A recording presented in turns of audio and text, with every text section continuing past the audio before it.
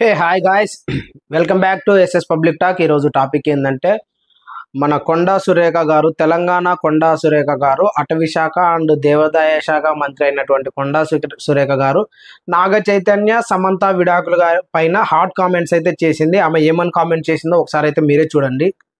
ఎందుకంటే కన్వెన్షన్ హాల్ని కూలగొట్టద్దు అని అంటే సమంతను నా దగ్గరికి పంపాలి అని చెప్పి ఆయన డిమాండ్ చేశాడు. సమంత గారిని వెళ్ళమని చెప్పి నాగార్జున వాళ్ళు ఫోర్స్ చేశారు. సమంత నేను వెళ్ళను అనింది. వెళ్ళను అంటే వాళ్ళు చెప్తే వింటే విను, లేకపోతే వెళ్ళిపోండి, డైవర్స్ ఇచ్చారు.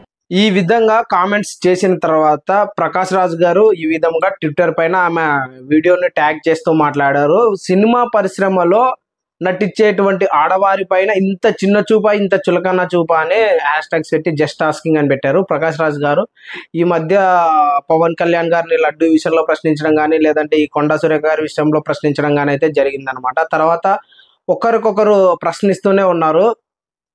మన నాగార్జున గారి భార్య అయినటువంటి అమల గారు కూడా ప్రశ్నించారు. ఒక హోదాలో ఉండి మీరు ఇలాంటి వ్యాఖ్యలు చేయడం సరైన పద్ధతి కాదని చెప్పారు. తర్వాత సుశాంత్ గారు కూడా కామెంట్ చేశారనమాట.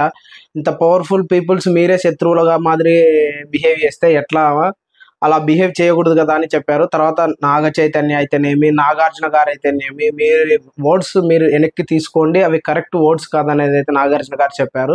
ఆ తర్వాత కేటీఆర్ గారు ఈమె పైన పరువు నష్ట దావా వేయడానికి అయితే సిద్ధమయ్యాడు. 24 గంటల్లో మీరు మాట్లాడిన వర్డ్స్ వెనక్కి తీసుకోకపోతే మీ మీద పరువు నష్ట దావా వేస్తాను అండ్ కేసు ఫైల్ చేస్తాను అని చెప్పడం జరిగిందనమాట. ఇదంతా ప్రాబ్లం క్రియేట్ కావడానికి ఎక్కడ జరిగిందంటే, కళ్యాణ లక్ష్మి అని తెలంగాణలో పెళ్లి చేసుకునే వారికి 1,00,000 రూపాయలు అయితే ఇస్తున్నారన్నమాట. ఎందుకంటే 18 బిలోస్ ఉన్న వారికి పెళ్లి చేయకూడదు, 18 అబోవ్ ఉన్న వారికి పెళ్లి చేయాలా, అట్లా పెళ్లి చేస్తేనే ఈ కళ్యాణ లక్ష్మి అనేది వస్తుంది. ఇందుకు గాను మన బీజేపీ రఘునందన్ రావు అంటే మన బీజేపీ ఎమ్మెల్యే రఘునందన్ రావు గారిని అయితే చీఫ్ గెస్ట్ గా పిలిచి ఫంక్షన్ చేశారు. ఆమె మెల్లో ఒక మాల వేస్తూ ఫొటోస్ అయితే వైరల్ అయినాయి. ఈ ఫొటోస్ ని బీఆర్ఎస్ వాళ్ళు ట్రోల్ చేస్తున్నారు. మీ ఇద్దరికి కళ్యాణ లక్ష్మి వచ్చిందా లేదా, మీరిద్దరు కళ్యాణ లక్ష్మి తీసుకున్నారా లేదా, ఇలా ఈ విధంగా ఈ వయసులో పెళ్లి ఏంటి, ఈ విధంగా విపరీతమైన ట్రోలింగ్స్ తట్టుకోలేకనే బయటకు వచ్చి మాట్లాడాను. ఫస్ట్ మీ కేటీఆర్కి చెప్పండి, మీ కేటీఆర్ ఇలాంటి వ్యక్తి సినిమా పరిశ్రమలో రకుల్ ప్రీత్ సింగ్ సినిమా ఇండస్ట్రీ వదిలిపెట్టిపోవడానికి కారణం కేటీఆర్ గారే. చాలా మంది ఫోన్ ట్యాపింగ్ చేశారు.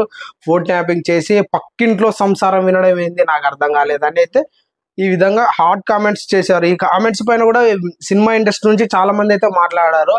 ముఖ్యంగా కోన వెంకట్ గారు మాట్లాడారు. కోన వెంకట్ మాట్లాడుతూ సినిమా ఇండస్ట్రీ మొత్తం ఈ విషయం పైన స్పందించి ఆమె వర్డ్స్ బ్యాక్ తీసుకోవాలనేది అయితే చెప్పారనమాట. తర్వాత కోన వెంకట్ కి కొంతమంది ఫ్యాన్స్, యాంటీ ఫ్యాన్స్ ఏమని చెప్పారంటే, ఓకే మీరు చెప్పింది కరెక్టే, కానీ మీరు పవన్ కళ్యాణ్ విషయంలో ఎందుకు స్పందించలేదు? పవన్ కళ్యాణ్ 3 పెళ్లిళ్ళు చేసుకున్నారు, రోజా మాట్లాడుతుంది అండ్ వైఎస్ జగన్మోహన్ రెడ్డి గారు మాట్లాడారు. ఇదంతా మాట్లాడిన తర్వాత మీరు పవన్ కళ్యాణ్ కి ఎందుకు సపోర్ట్ గా నిలవలేదు అని ఆయనకు కూడా కామెంట్స్ అయితే వస్తున్నాయి అనమాట. టోటల్ గా ఈ విషయం పైన ఏంటంటే, నిరాధారమైన కామెంట్స్, అది కూడా పక్కోడి పర్సనల్ లైఫ్స్ పైన చెయ్యకూడదు. ఏవైనా ఎవిడెన్స్ ఉండి మాట్లాడితే అది కరెక్ట్, కానీ ఇలా ఎవిడెన్స్ లేకుండా వాళ్ళ పర్సనల్ లైఫ్లోకి తొంగి చూసే రైట్స్ ఎంత రాజకీయ నాయకుడికైనా కానీ లేదు, ఎంత పవర్లో ఉన్న వ్యక్తికైనా కానీ లేదు. రాజకీయం అంటే మీరు చూసుకోవాలి, కానీ పక్కోడు పర్సనల్ లైఫ్ రోడ్డు మీదకి ఇచ్చడం ఎంతవరకు కరెక్ట్ అనేది అయితే నా ఒపీనియన్ అనమాట. సో మీరు ఈ కామెంట్స్ పైన ఏమనుకుంటున్నారో ఖచ్చితంగా కామెంట్ చేయండి. ఈ వీడియో కనుక నచ్చినట్లయితే లైక్ చేయండి, షేర్ చేయండి, సబ్స్క్రైబ్ చేయండి. Thank you.